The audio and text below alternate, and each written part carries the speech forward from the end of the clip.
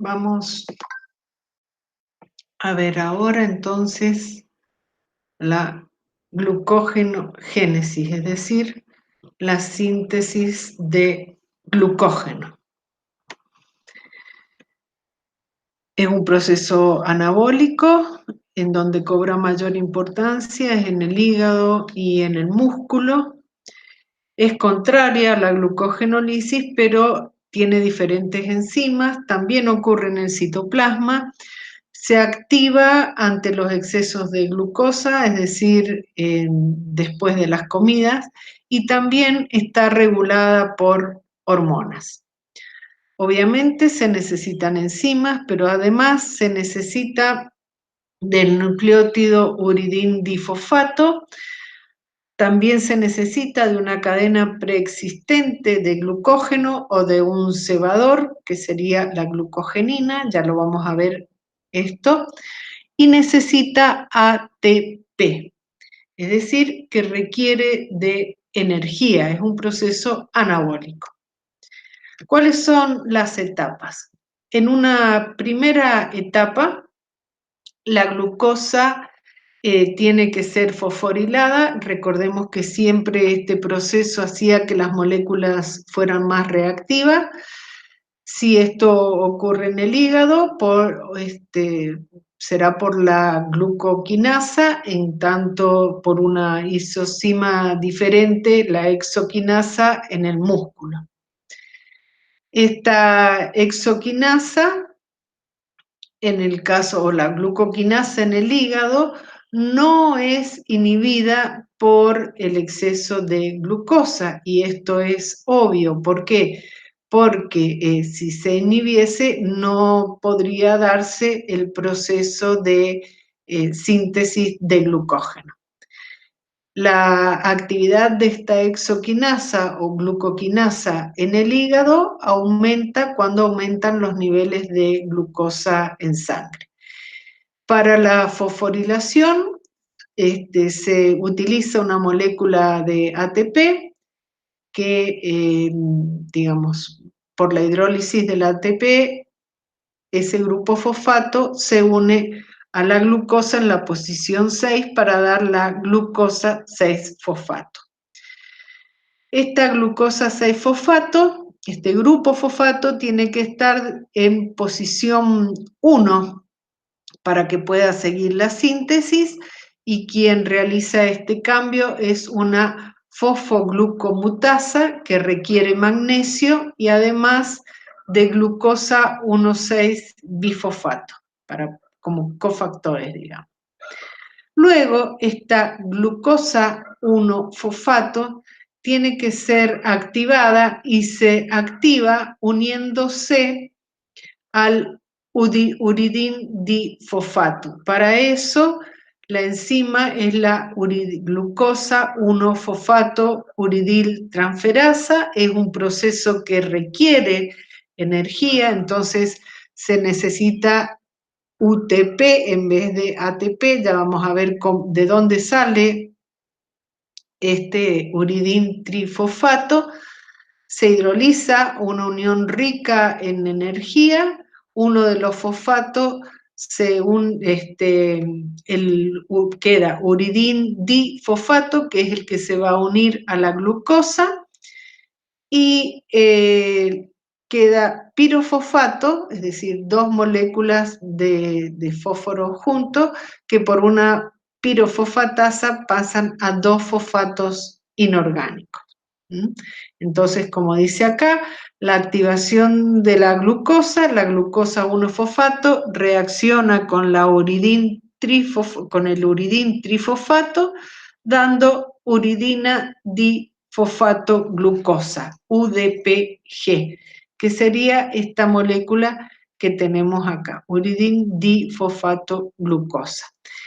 Y el pirofosfato, que vimos que se hidroliza en dos fosfatos inorgánicos. Es una reacción que es irreversible, y sobre todo se hace irreversible por la hidrólisis de este pirofosfato.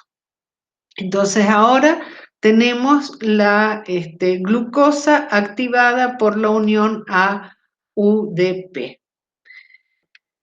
Luego tenemos otra enzima que es la glucógeno sintasa, ¿sí?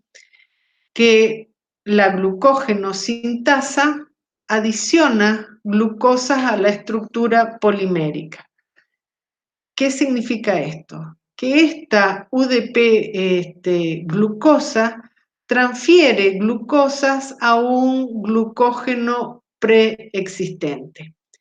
La glucógeno sintasa, que es la glucosiltransferasa, agrega glucosas en enlace alfa 1,4 en carbono 4 de glucosas terminales. Es decir, nosotros tenemos un glucógeno preexistente y en en enlace 4, se van añadiendo glucosas, la glucógeno sintasa va añadiendo glucosas a partir cedidas por este UDP glucosa, uridin difosfato glucosa. Entonces, por lo tanto, se van añadiendo en forma lineal. Pero recordemos que el glucógeno era una molécula muy ramificada, entonces tienen que formarse esas ramificaciones. ¿Cómo ocurre esto? Cuando la glucógeno sintasa ya alargó la cadena en unas 10 unidades de glucosa, una enzima ramificante secciona un segmento terminal, por ejemplo este segmento terminal, y lo une, lo inserta a una cadena vecina con enlace alfa 1,6. Y de esta manera, entonces, esta glucógeno sintasa, digamos que tiene dos actividades. Una, la de ir adicionando glucosas en los extremos terminales, pero a su vez formar las ramificaciones, y esto es gracias a la glucosa, a la alfa 1 glucotransferasa o enzima ramificante. ¿Cómo se regula la glucógenogénesis? Está regulada a nivel de la glucógeno sintasa, que también tiene dos formas. En este caso, la activa es la desfosforilada y la fosforilada es inactiva. Tiene también regulación alostérica y regulación por modificación covalente. Por regulación alostérica, quien la activa, la glucógeno sintasa, es la glucosa 6-fosfato. Y sí, porque si hay mucha glucosa 6-fosfato, recordamos que era una encrucijada metabólica, una de las posibles vías era la glucólisis, pero si hay mucha glucosa 6-fosfato, se activa la glucógeno sintasa y se sintetiza glucógeno. ¿Y quién la va a inactivar? Y el glucógeno mismo y el calcio, en el caso del músculo, el calcio la inactiva. ¿Por qué? Porque cuando hay presencia de calcio es señal de que hay contracción muscular y en ese caso se necesita energía. Lo que necesitamos es glucógenolisis, no glucógenogénesis. Por modificación covalente, es decir, que depende de hormonas, la glucógeno sintasa es activada por la insulina, que lo que hace es desfosforilar la glucógeno sintasa, una enzima que desfosforila la glucógeno sintasa y de esta manera la activa. Y la inactivan el glucagón en el hígado. El glucagón no tiene receptores en el músculo y la adrenalina la inactivan en el músculo. ¿Cómo la inactivan? Favoreciendo la unión de grupos fosfatos a la enzima. Todo esto, recordemos que se realiza a través de las cascadas de señalización con estas proteínas que se iban fosforilando y desfosforilando, y entonces de esta forma activándose o desactivándose, según como sea el caso. Acá vemos entonces, como a manera de resumen, en la célula hepática, en cuanto al control del metabolismo del glucógeno en general. Esto implica tanto la glucólisis como la glucógenogénesis. Esto es como un resumen de las dos cosas.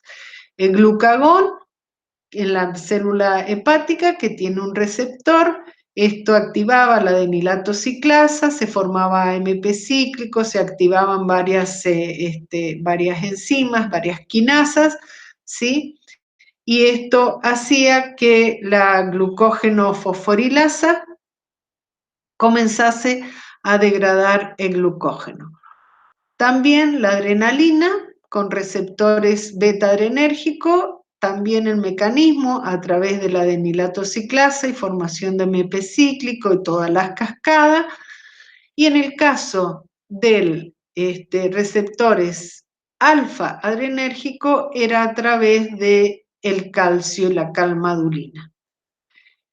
En tanto, en cuanto a la síntesis, la glucosa ingresaba por los transportadores, recuerdan, de glucosa, los GLUT, y directamente la presencia de un exceso de glucosa lleva a la síntesis de glucógeno. Esto en la célula hepática. Y en el músculo, quien actúa es la adrenalina a través de los receptores beta, con una cascada semejante a la que tiene en el hígado, igual, ¿sí? Con la formación de AMP cíclico a través de la adenilato ciclasa, la fosforilación de la glucógeno fosforilasa y por lo tanto la degradación de glucógeno que va a ir a glucólisis y síntesis de ATP.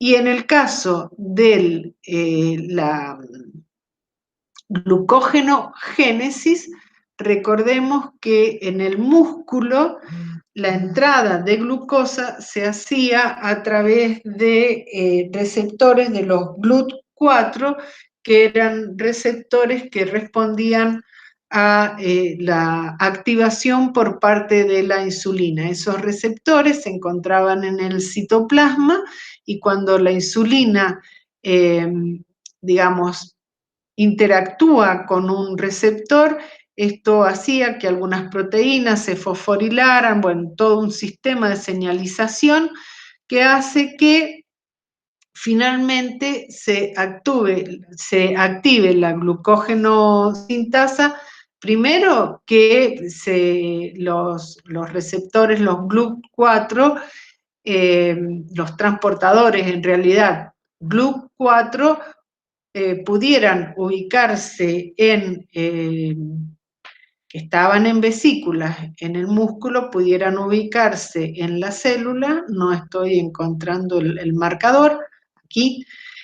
La insulina, entonces, una de las cosas que hacía que esos receptores que estaban en la vesícula se ubicaran en la membrana. Ingresa la glucosa y a su vez también la insulina actúa en la activación de la glucógeno sintasa que lleva a la síntesis de glucógeno.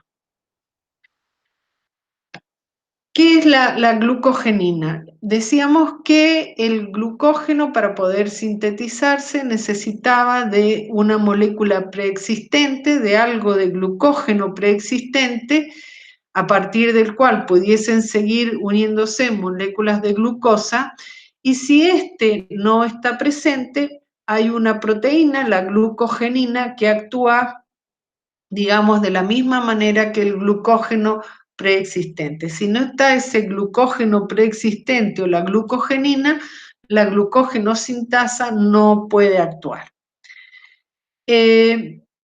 Entonces esta glucogenina puede actuar como proteína aceptadora o iniciadora, ya que acepta la primer molécula de glucosa. Y por lo tanto será el uridín difosfato glucosa el que va a donar las glucosas a esta glucogenina. Y se unen a través de enlace, esta glucosa se va a unir entonces a través de enlace glucosídico a la glucogenina.